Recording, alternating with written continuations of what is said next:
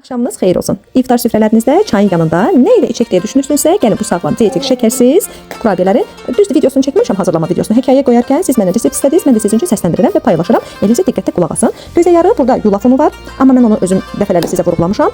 Blenderdən keçirərək un halına gətirmişəm. 2 ədəd yumurta, 1 ədəd banan və 2 ədəd də yetişmiş banan ola bilər, daha şirin istəyirsinizsə. Bir də indi bir çox insanların, oruç tutan insanların masasında bir dənə xurma əksik olmur. Xurma da öncədən nə etmişəm? 5-6 ədəd xurmanı suda üzərinə acı qaynar su tökmüşəm, islanmasını, yumşalmasını gözləmişəm. Tam yumşaldıqdan sonra su ilə bərabər həmin qarışımın üzərinə əlavə etmişəm.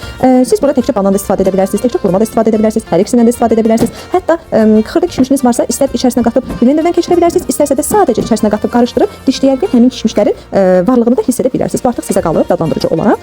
Yəni nə qədər çox şirin və ya nə qədər az şirin sevirsiniz deyə. Bir hardasa 1-2 xörək qaşığı zeytun yağı əlavə edirsiniz. Bunları yaxşıca qatılaşana qədər qarışdırırsınız. Baxacaqsınız artıq. Onsuz da yulaf dərhal şişəndi. Ona görə də öncədən çox tökməyə ehtiyac yoxdur. Biraz gözləsəniz kifayət edəcək. Üzərinə də videoda gördüyünüz kimi tünd acı belə şokoladın var idi, hansı ki kofenin yanında yeməyi çox sevirdim. Ondan çox azacıq kifayət edər ki, rəndədən keçirəsiniz və bütün kurabiyələrin üzərindən səpələyərsiniz. O yoxdur, fərqi yoxdur. Heç nə tökməyin və yaxud da ki tökün. Başqa toxumlar olsun, siz hər dəfə mən hekayələrdə paylaşanda görürsünüz. Hazırlayacaq olanlara öncədən nuş olsun.